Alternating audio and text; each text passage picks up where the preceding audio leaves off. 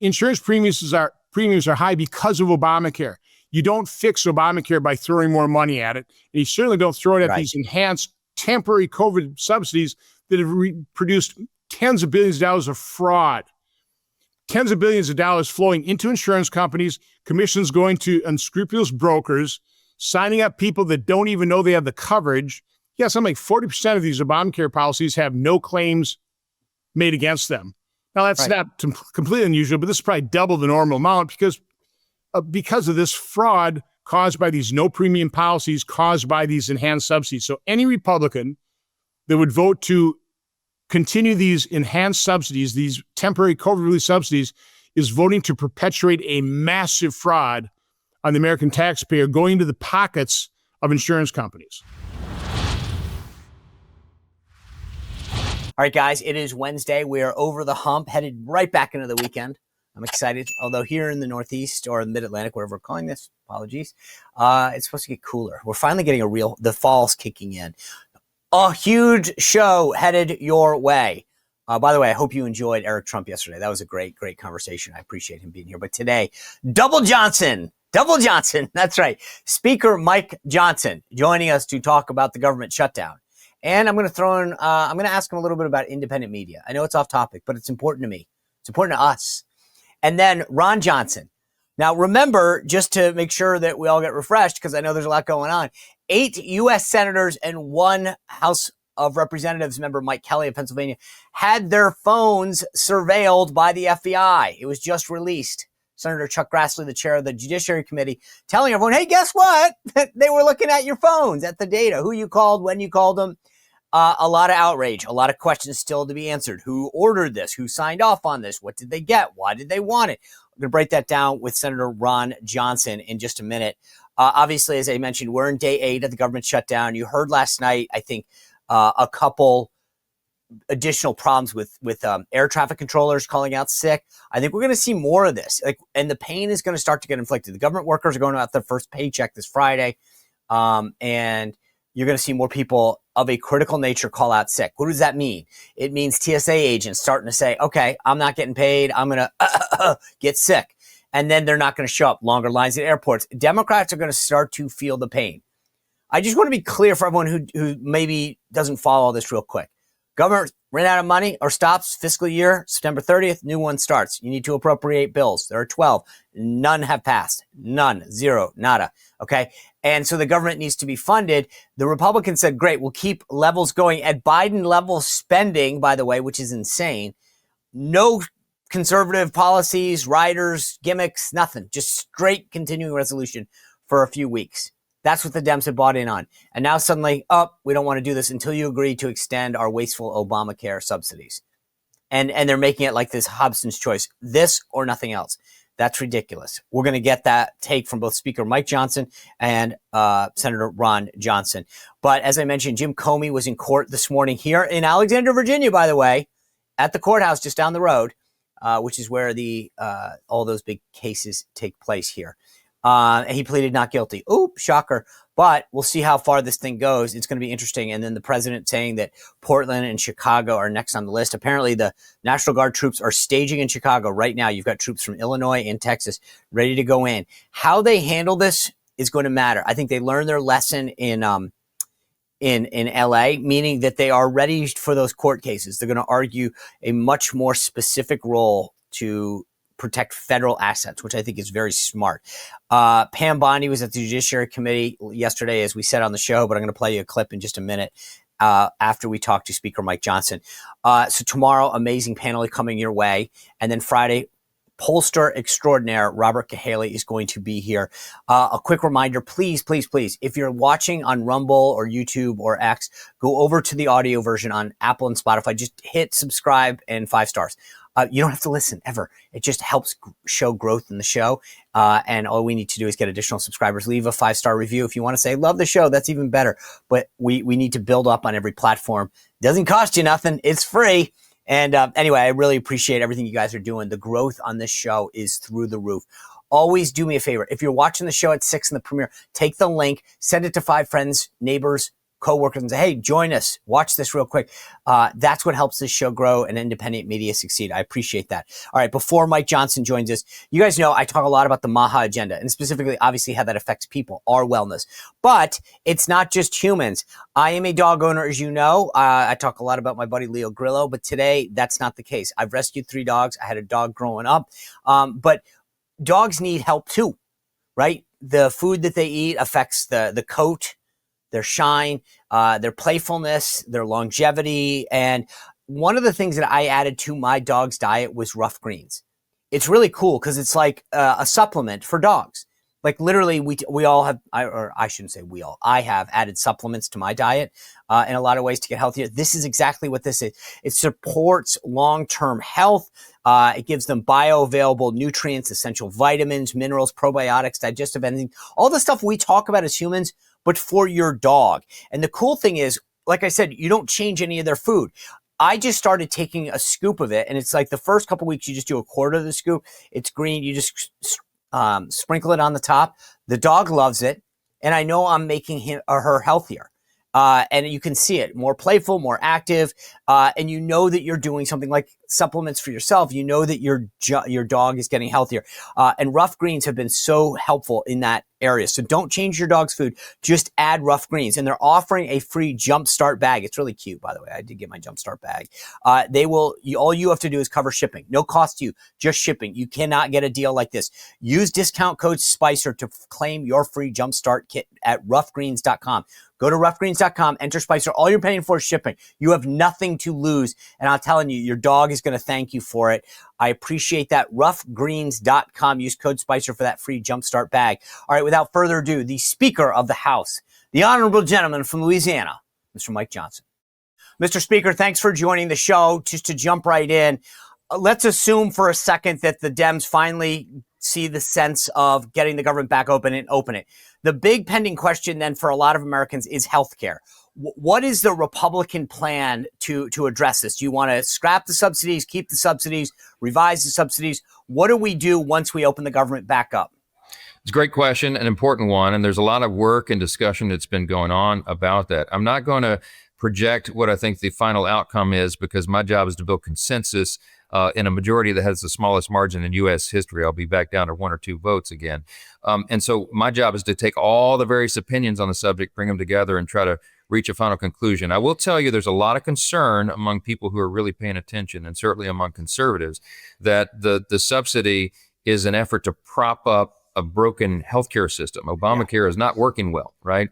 And anytime something doesn't work well, the government has to prop it up with subsidies, and that's literally what you have here. You're subsidizing insurance companies, and it needs a lot of reform. There's a lot of concerns about it from various angles that it is not working well, and it's wasteful and abusive in terms of taxpayer funds. So that being said, that's sort of the groundwork. At the same time, we certainly want to avoid premiums going up any higher for the American people. I have hastened to point out in all the press conferences here, the Republican Party is the group, the responsible lawmakers who are going to fix healthcare. We have tons of ideas on how to do that. And we've got to build a consensus to get it done. We started already. This is not a talking point. We've demonstrated that, John, because we put it in the One Big Beautiful Bill, the Working Families Tax Cut. The reforms we put in Medicaid have already been verified to have achieved their desired objective. The Congressional Budget Office, the CBO, is the one that came out and said, yes, it's working. They kicked off 2.3 million ineligible recipients of Medicaid, and it's going to save $185 billion just to start. So there's much more that needs to be done. We have lots of ideas to do it, but we got to build the consensus so we have the votes to deliver it. Okay. Just real quick, Ken, because I want to make sure I'm hearing what you're saying, which is, hey, we'll have the conversation on healthcare, but we're not committed to just kicking the can down the road on the existing subsidies that are full of waste, that are inefficient, that are not effective in delivering the best quality care. Is that a fair summation? That's a great summary of it. And just to put a fine point on it, none of that can happen. None of those substantive discussions can be finished until we get the government open again, which is the issue of the day. And the funny part is, I know you're out there. There's a great Axios chart. You've literally done like more appearances explaining the problem than anybody else. But the Democrats are trying to make this case that it's all about healthcare. Why not just say, hey, here's the deal. Instead of 7 weeks, 4 weeks, we'll give you 2 weeks, but basically tether the discussion saying, give us 2 weeks to open the government, to get people paid again, to get the operations, and then we'll have that discussion. Because the more I think we limit the duration, I think we can at least expose them more. Well, I did a bunch of interviews. I think I'm, a couple dozen now, but I finally got to the Sean Spicer show, and I should have started here first. Okay, Shut up. Thank you. It's a great point. It's a great point. But here's the thing. The date of November 21, the reason it went 7 weeks on the CR is because that was a negotiated consensus among Republicans and Democrat appropriators. We sort of yielded to them on that and how much time they would need to finish the process. It's a very important point. We have been trying to rebuild the muscle memory to make Congress work again, brother. You and I have lamented before that Congress is broken and the appropriations process doesn't work the way it's supposed to under the law. And so every year we wind up getting jammed with an omnibus spending package at the end of the year. We've all seen the movie. Everybody votes on it. It's 2,000 pages long, and most people haven't read or understood it because they weren't involved in the negotiation of it. So I've been working really hard since I became Speaker 2 years ago to build back the process. And we did it. This year, we got 12 separate appropriations bills through the House Appropriations Committee. R's and D's working on it together. We got 3 of them passed off the House floor already. 3 were passed off the Senate floor, and that hasn't happened over there in a decade or something. And those bills don't match up exactly. So now they're in a conference committee working it out. That is small d democracy. That's the way Congress is supposed to work. The problem is they ran out of time because the end of the fiscal year is September 30th, not December 31. So the appropriators, the ones who were leading and doing this good work, said the R's and D's together said we need a clean instrument to keep the government open for 7 more weeks, because that's about how much time we think it would take us to finish up this process and get all the bills done. So we yielded to them, and it was their expertise and their thought that delivered that. And now the Democrats are trying to pretend like they had no say in it at all, and it's just not true. So that's a great point. The Democrats are trying to talk now about getting the military paid, right? So you've got active duty military going without paycheck, but more importantly, just to make it personal, reservists cannot actually drill because we cannot get authorization to get out there and drill. So you're taking a ton of folks that can't be trained, they can't go on exercises, they can't support their active duty counterparts. Is one of the 3 bills that you mentioned military pay?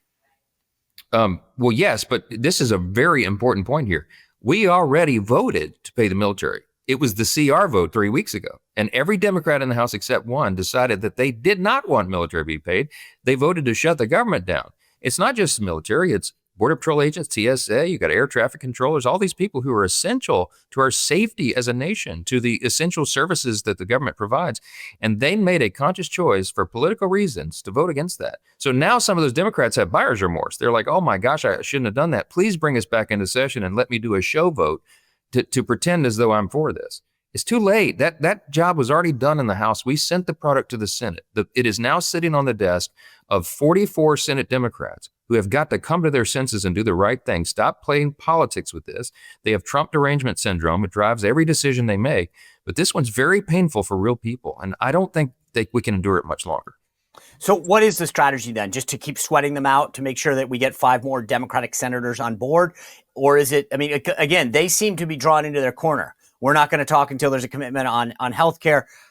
Republicans, I think rightly so, are saying we already voted on this. The government can't be open in one lickety split. Yeah. What do we do, though? Because right now you've got a lot of federal employees that don't know whether they should show up. We got more air traffic controllers not showing up. The president saying some people might not get paid. Is there a commitment that you and Senator Thune are making that all people will be paid? People who actually show up at work will be paid? Like what should a federal worker today who's being forced to go into work know? Look, 2 important questions you just asked there. The first is, what could we do to move this forward? Sean, I literally don't have anything to offer them. I did not put one single conservative Republican priority on the CR. It is truly, literally clean. It's only 24 pages long. It's the bare minimum to keep the doors open. And it by the way, it continues Biden era spending and policies. We hate that fact, but we haven't had the ability yet to change it. That's what the appropriations process is for, to change all that. But right now, it's everything that Chuck Schumer and the Democrats have voted for before. So I can't go to them in a negotiation and say, gosh, guys, okay, let's release the pressure valves. Let me take off these 2 Republican priorities in the CR and maybe you can vote for it then. I don't have any to take. I have nothing to take off the table. It's exactly what they voted for in March. So that's the answer to that one. Number 2, will federal employees be paid? I sure hope so. I mean, they shouldn't be harmed because Democrats are playing politics on Capitol Hill, and it has been the tradition, and I think it is the current law that the furloughed employees do get their back pay. There is some legal analysis that apparently is circulating right now that questions that. And I don't yet know how the White House is going to discern all that, but I mean, there's a lot of talk about it. We are for the federal workers who do a great job. So many of these people are essential to the operation of the government, to the supplying of services to the American people, and we want to protect those who work so hard. Is there waste and fraud in government? Yes. We're trying to root it out piece by piece, and we've had a great run at that.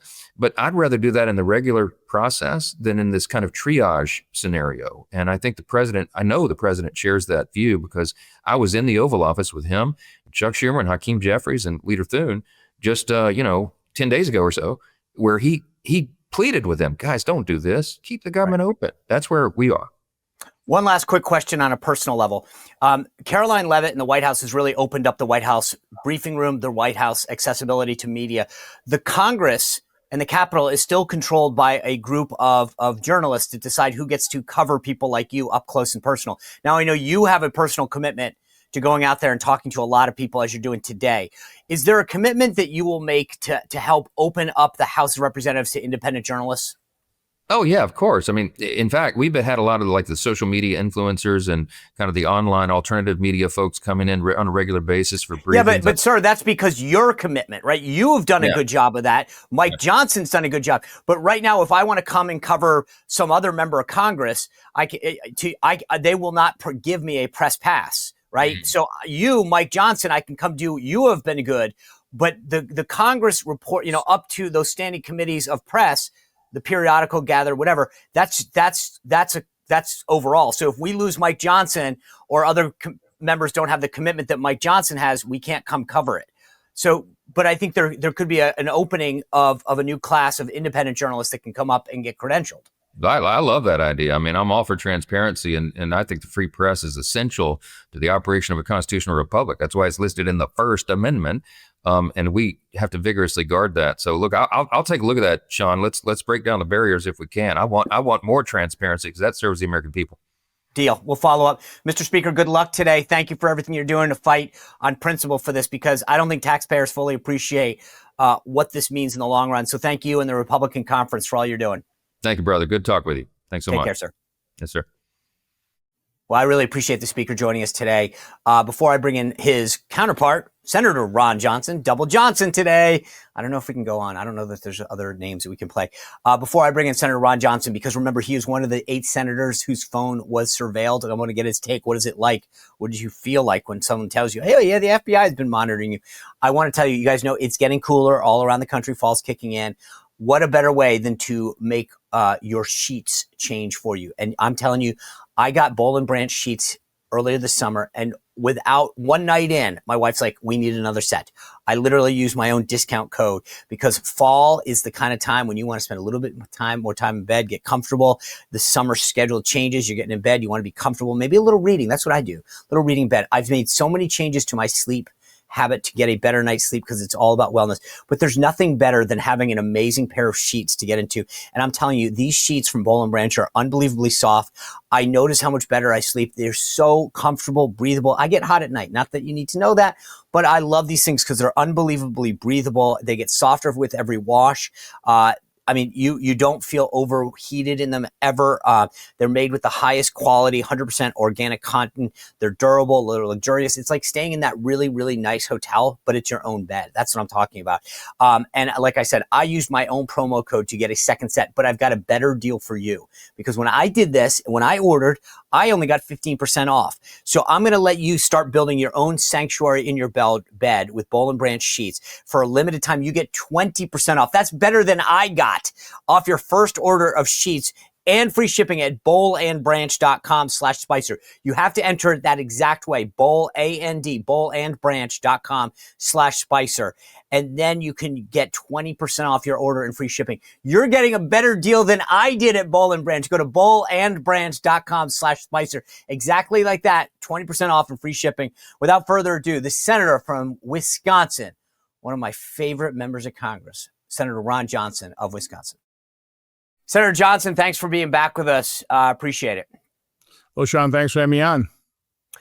So this news comes out that eight senators, one member of Congress, Mike Kelly of Pennsylvania, were surveilled by the FBI. Just tell me what your first impressions are when you heard that. Well, having investigated the FBI for the last 10 years, it didn't surprise me in the slightest. As I've said, it should outrage every American. It's an outrageous violation of separation of powers. But let's face it, for half America, the people that listen to the legacy media, it's no big deal to them. It does need to be put in the broader context of how these federal agencies have been weaponized against not just President Trump, but half of America, including now members of Congress. So now this is an egregious violation of separation of powers, as I stated, and we need to get to the bottom of it. We need to find out exactly who approved this, who knew what, when, how far it went up the food chain. My guess is it went up a reasonably good distance because, interestingly enough, just real quick timeline. President Trump's Mar-a-Lago was raided in August of 2022. Then they appointed Jack Smith in, I think, September of that year. Okay. Jack Smith announces the indictments against President Trump in August of 2023. Our records were obtained in September. The memo, approving that was written in September of 2023. About a little more than a month later, Lisa Monaco, who is the Deputy Attorney General, changes the procedures on obtaining records of members of Congress. So I don't know this, I'm inferring it, but my guess is that fact that, they'd obtained records from 8 senators and 1 House member finally filtered up to at least Lisa Monaco's level, and to cover their tracks, they changed the procedures. This is what I think you're saying. I just want to be clear so viewers understand this. They surveil you and these other senators, member of Congress. And then it sounds like they went, oh gosh, I don't think we followed procedure. So Lisa Monaco, the Deputy Attorney General, goes back and retroactively changes the procedure on the policy for how to monitor a sitting member of Congress / senator. Yeah, again, I'm just inferring that, but I think it's I do all my investigations based on timelines. You just meticulously go day by day, hour by hour. In the Trump assassination, literally second by second, and it's amazing what those timelines reveal. And this is just one thing. Again, I don't know this. I mean, it'll be what we need to investigate. And by the way, I intend to get to the bottom of this. I know Senator Grassley is going to, and I think we should, and we do a great job, joint investigations. Our staffs work together very well. We need to give the FBI and Department of Justice time to do their own internal investigation. What I personally don't want to see is a special counsel. I don't, at this point, want a full-blown criminal investigation because my experience in doing this over 10 years, the minute you have a special counsel or criminal investigation, everybody clams up. Congress has no access to any of the materials, any of the witnesses. I mean, you saw Pam Bondi, and I'm not being critical. Yesterday in front of the Senate Judiciary Committee, when asked questions about this, well, I can't talk about this. Right. And that's exactly what happened. So they do these in criminal investigations. If there is a prosecution, the material release is just for the very narrow crime being alleged. Everything else ends up being sealed, and the American people never find out what happened.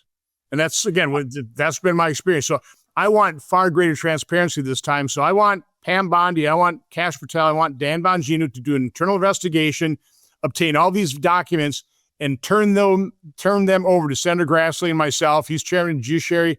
I'm chairman of the Permanent Subcommittee Investigation. Then we can hold hearings. We can expose this for the public. And then we can refer things for criminal prosecution. And I am far more concerned about transparency and public exposure than maybe impacting a criminal prosecution. Yeah, by the way, I totally agree with you on the special counsel. It never ends up the way people think it starts. Somehow it goes down a rabbit hole. But for those people who are watching, I should have started this way. Take us back a step. Okay, so we now know that the FBI surveilled you, a bunch of your colleagues. what was the rationale that you understand they used to do that? What were they looking for? And what did they get? Like, did they get just the data? Did they know who you talked to? Did they know what you talked about? So for those people who are saying, I just read a headline that said Senator Ron Johnson and others' phones were hacked or monitored by the FBI. What did they get from you as far as you know, and why did they do it? So through a grand jury subpoena, more than a month after Jack Smith had already indicted President Trump, they obtained our phone records, the people that we talked to, the time, location, length of call. That's it. We generally refer to as metadata. For the time period between January 4th and January 7th, 2021, surrounding January 6th. So again, it was pretty limited. It wasn't surveillance. It wasn't tapping. They just got our phone records, which again is egregious enough. It has a chilling impact. It's a violation of the separation of powers. It never should have been allowed to have happened, but it did. But that's what they did. We don't know the predicate.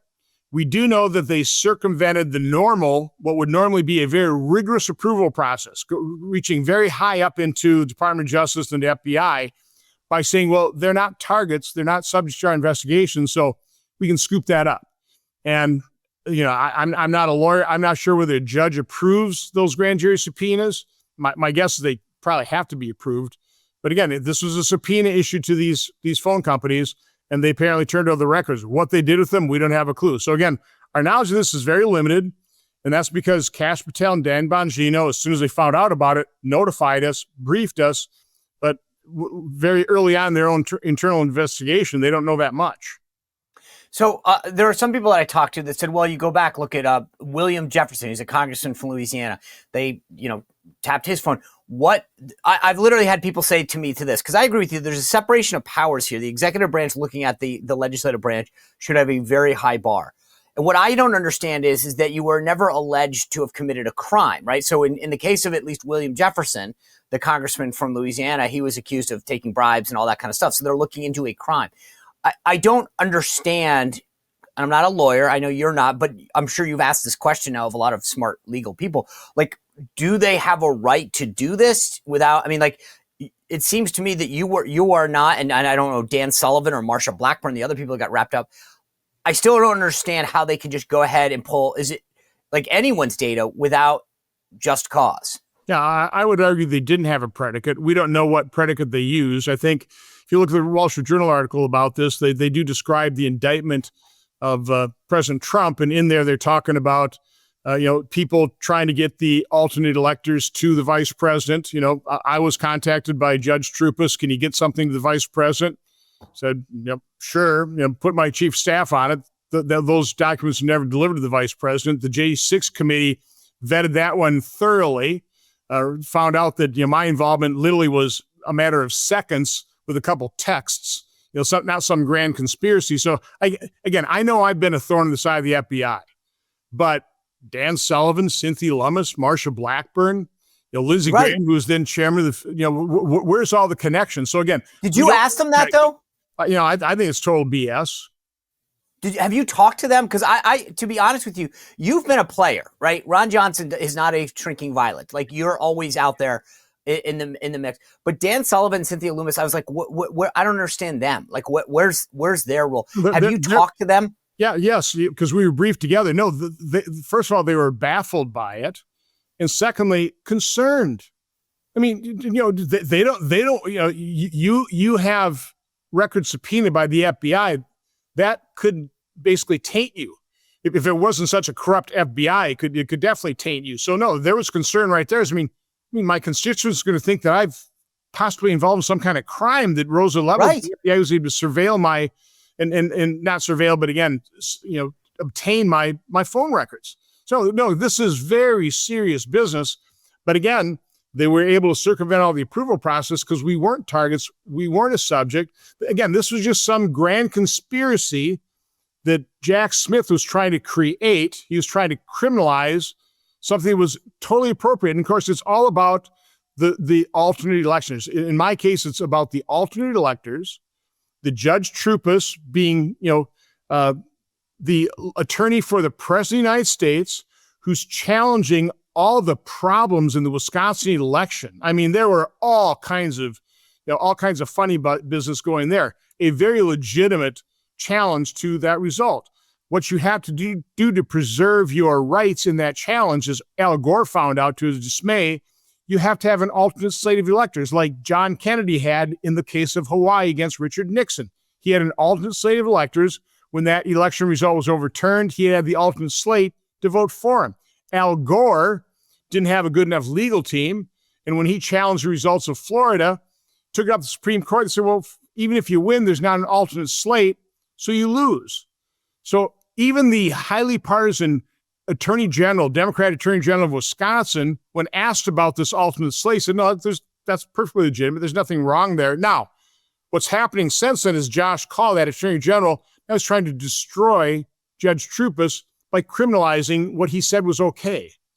Again, you can get into mind-numbing detail of this.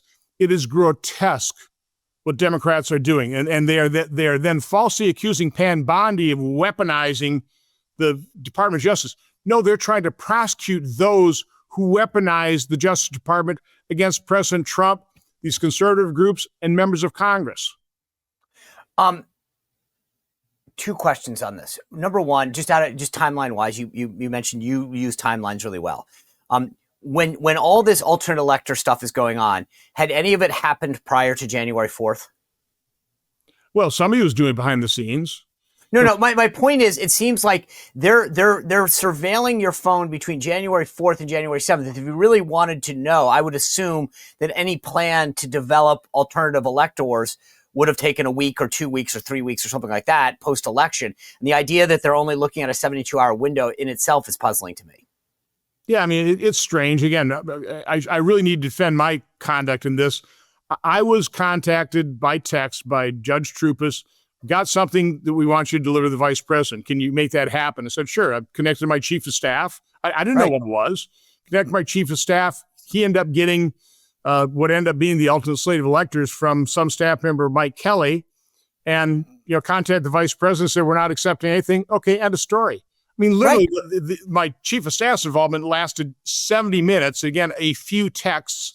My involvement, I guess, same time period, but literally a couple seconds writing a couple texts. Again, there's no grand conspiracy here. And those alternate slate electors, perfectly legitimate, perfectly legal. The vice president didn't want them. He didn't get them.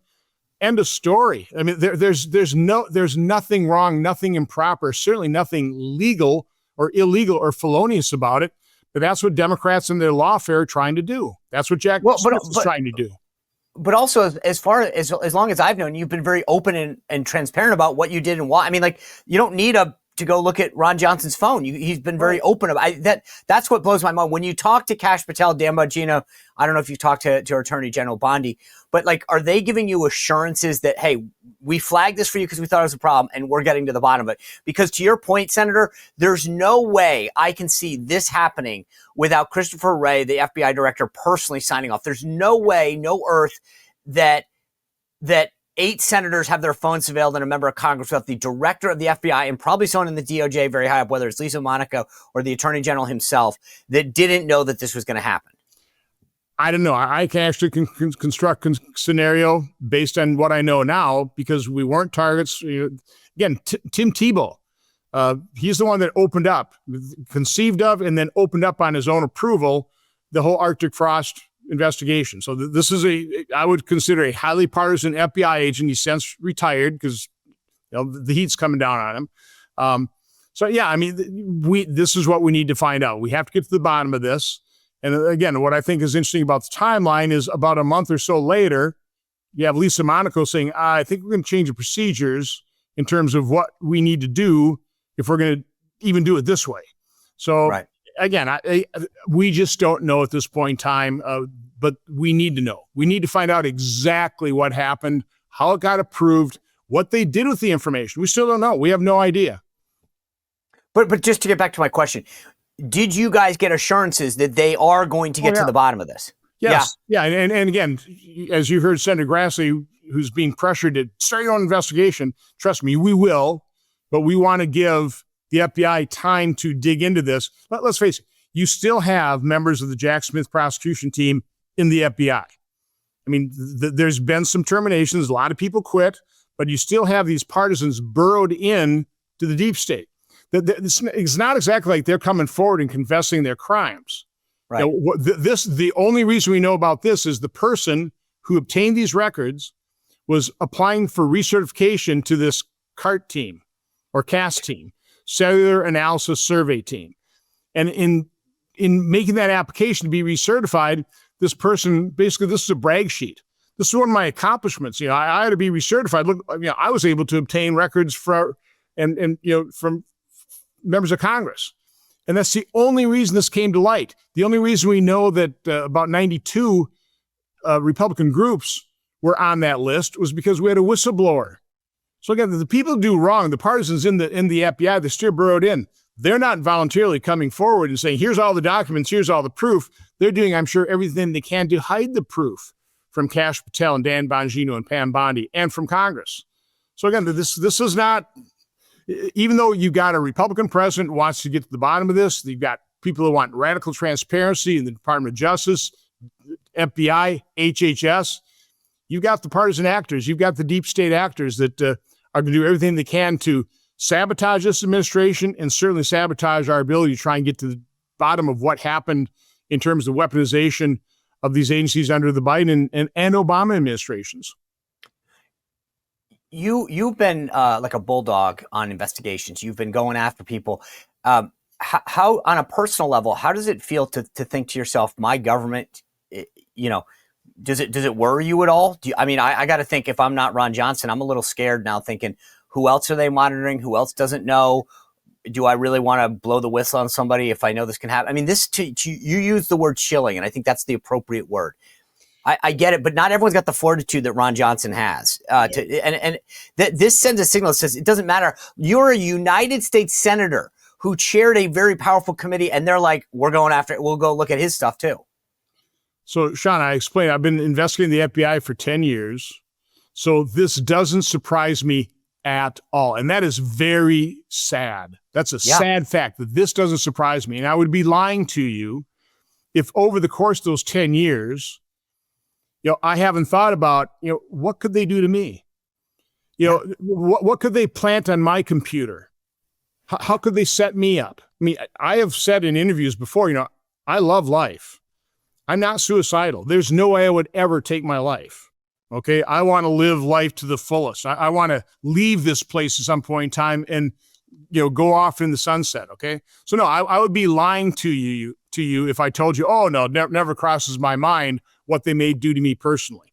But that's why I say this doesn't surprise me at all, but it should shock and outrage every American. I agree. Like to your point, I don't want to live my life. I don't want to be in a jail somewhere of some made up excuse because I crossed the wrong person. And this is chilling. I want to just switch gears if I can about this government shutdown, because again, you come to Congress with this business background. I think half the time it's not even Republican, Democrat. It's like common sense. You're like, why aren't we doing this? This makes sense. Why aren't we looking at our budget? When you look at the current government shutdown, I just want to start with this question first, and I got one more for you. I think the current strategy seems to be the whole game's in the Senate. We need 5 more Democratic senators to agree to open up the government. Is the game just to sort of sweat them out to say, guys, you got to come along? Or is there going to be a negotiation at any point about a healthcare vote? Well, first of all, this is ridiculous. Yes. That we're in this situation. Completely ridiculous. You mentioned the word game. That's the problem. Now, credit the House, credit conservatives in the House, who a lot of them would say will never vote for continuing resolution. They did. And they did it a week ahead of time, and they made it clean. They didn't put any poison pills in there. So again, the only reason we're shut down is because Chuck Schumer is concerned about AOC, and they're being led around by the nose by their radical left. And so they're voting no on an appropriation level that they voted for. These are Biden spending levels. They're still way too high. They voted for continuing resolutions dozens of times. We've had 55 of them since I've been here in 2011. So they voted for basically all of them. They're just not voting for this one. So no, this is definitely the Schumer shutdown. But let me spread the blame around. As Chairman of Homeland Security, I told my committee we're going to pass something, an automatic CR bill, some kind of preventing shutdown act. had Portman bill, had a Rand Paul bill, and then James Langford had a bipartisan bill, Maggie Hassan, that does what Wisconsin does. If you don't fund government, you don't shut it down, you just fund it at last year's levels. What could be more common sense? The problem with that bill is it had different things to put pressure on us to stay here. You can't go home. That would just put pressure to spend more money. I mean, that's what they do with these, the deadlines before Thanksgiving, before Christmas. So you get these 1,000-page omnibus spending bills. A couple of people write them, slip all kinds of crap in there. And it's a Hobson's choice. Vote yes or no. So what my Eliminate Shutdown Act would do, it just sets up 14-day rolling appropriations until you appropriate for that department or the entire government. Again, you never shut anything down. Totally nonpartisan. I don't like the spending level, but I'd rather avoid shutdowns. What is disappointing is that not only did every Democrat vote against that, I mean, common sense, who could possibly be opposed to that? But we had the chairman of our appropriation committee lobby, so we got, I think, 12 of our appropriators voted against that as well, saying it would undercut the appropriation process. Now, let me describe the appropriation process we're undercutting. Been here 15 years, 15 appropriation cycles. We should have passed 180 appropriation bills before the start of the next fiscal year, right? 180. Sean, you know how many we've passed? 6. 8. Oh, I was off by 2. Yeah, no, you're way over 6. That's a 96.7% failure rate. That's apparently what my Eliminate Shutdown Act would undermine or undercut that appropriation process. It's absurd. So as much as you look at this, as much as the public looks at this as dysfunctional, no. This is a well-honed process by the uniparty, by the big spenders, to create these deadlines, create all this ink. This is the magician's shiny object that allows them to pass 1,000-page appropriation bills that nobody reads, nobody knows what's in them, that has led to us being $37 trillion in debt, and they just will not give up the game. They're going to resist doing something that is so common sense. If you poll the American public and say, hey, I got a bill that just spends at last year's level and we'll never have another showdown again. You'll never have to listen to us, complain about this, the partisan games. 99% of the American public go, yeah, I'm for that. But we can't pass it in Congress. So no, I'm a little PO'd that even Republican appropriators voted against the Eliminate Shutdown Act. We'll give them another chance. I hope a little public pressure grows on this process. But right now, again, to put the real blame for this one, this is the Schumer shutdown.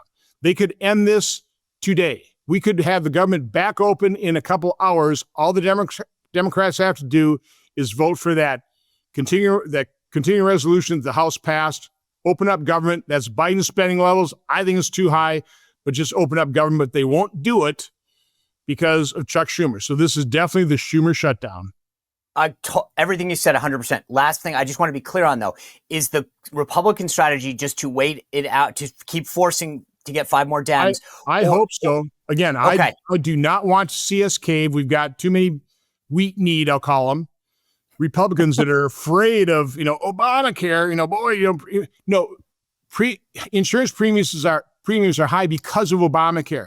You don't fix Obamacare by throwing more money at it. And you certainly don't throw it at these enhanced temporary COVID subsidies that have produced tens of billions of dollars of fraud, tens of billions of dollars flowing into insurance companies, commissions going to unscrupulous brokers, signing up people that don't even know they have the coverage. Yeah, something like 40% of these Obamacare policies have no claims made against them. Now, that's not completely unusual, but this is probably double the normal amount because of this fraud caused by these no premium policies, caused by these enhanced subsidies. So any Republican that would vote to continue these enhanced subsidies, these temporary COVID relief subsidies, is voting to perpetuate a massive fraud on the American taxpayer going into the pockets of insurance companies. Senator, we're out of time. Thank you for being here. But I also want to make sure I let the audience know Congress by law, by the Constitution, gets paid during a shutdown, despite everyone else. And Ron Johnson didn't just say, well, it's the law, I got to do this. You are donating your paycheck to the Joseph Project, which is a faith-based jobs initiative that provides week-long job preparation and training that helps people in Wisconsin. So good on you, sir. once again, leading by example. I appreciate your leadership and your commitment to conservative principles. Thank you for always being here. Thanks for having me on and tolerating me. Have a good one. Take care. Man, I love Ron Johnson. That guy is a warrior. He fights for us. Even if you don't live in Wisconsin, I feel like he's my, I have 2 Democratic senators, so I want Ron Johnson as my senator. I'm adopting him right now. By the way, as I mentioned, Pam Bondi, speaking of senators, was in front of the Judiciary Committee yesterday. We covered it a little, but I want to play this exchange with Richard Blumenthal. He did not expect this tiger to come roaring at him. Take a look. I do have a question. In the merger that took place, which merger? You've listed many. Involving American Express GBT. I understand that Brian Ballard, longtime backer and head of the law firm where you worked, was instrumental in lobbying the Justice Department to drop that lawsuit. It was dismissed, so it's not subject to a court review. What conversations did you have with Mr. Ballard? Senator Blumenthal, I cannot believe that you would accuse me of impropriety when you lied about your military service. I am you not lied. asking You you. admitted you I am lied not to be accusing you elected of a U.S. senator. impropriety. You I'm asking lied. you How about dare you? I'm a conversations career prosecutor. with Mr. Don't you Ballard, ever challenge my integrity. had I have apparently- abided by every ethics standard. Do not question my ability to be fair and impartial as Attorney General, and anything You'll with answer that my question to former another of my firm, colleagues. Ballard Partners. Thank you. Now, what you got to understand, in case you don't follow Richard Blumenthal, is that when he ran for the Senate, he talked about his time in Vietnam and lessons that he learned, but he never served in Vietnam. Man, I don't think he saw Pam Bondi coming at him like that. That's why she's such a skilled prosecutor. She knows exactly how to attack the witness. Good job on her. Before I leave you tonight, I want to tell you, last night, a point of personal privilege here. I was promoted to captain of the United States Navy. Secretary of War Pete Hegseth presided over the ceremony. I hope my kids would make that choice someday. I hope they'd be willing to do something that selfless and raise their right hand to defend the nation. And that's what we do it for. That's what you've done it for. And those are the types of people we want to and need to be promoting and elevating and celebrating, regardless of what walk of life they're in. And you've been in the most political of lives you've had to walk through, and now in the media and the other things that you do. But you always have represented with professionalism that uniform, the Navy, the military writ large, and that is nothing but goodness for all the rest of us who have the opportunity to serve those who serve. It was an unbelievable honor to have my family, so many friends, colleagues join me last night for this unbelievable ceremony. I can't thank Secretary Hegseth for taking time out of his day to do that. Secretary of the Navy, John Phelan, was there. Chief of Naval Operations, Caudell, was there. A lot of other admirals, a couple generals, the head of the superintendent of the U.S. Naval Academy. As I said, members of Congress, Ronnie Jackson, Congressman John McGuire of Virginia. Thank you all for your personal support. It was an honor to do that. I don't like to talk so publicly about it, but I will say for me, it was a personal milestone that I was so grateful to achieve and have so many meaningful people in my life there. Thanks for being with us. We'll see you back here tomorrow. Great panel discussion coming Friday. Robert Cahaley on all the latest polling numbers. Have a great night. We'll see you back here tomorrow. Well, if you enjoyed this content, make sure to like this video, subscribe, and click the notification bell to get more.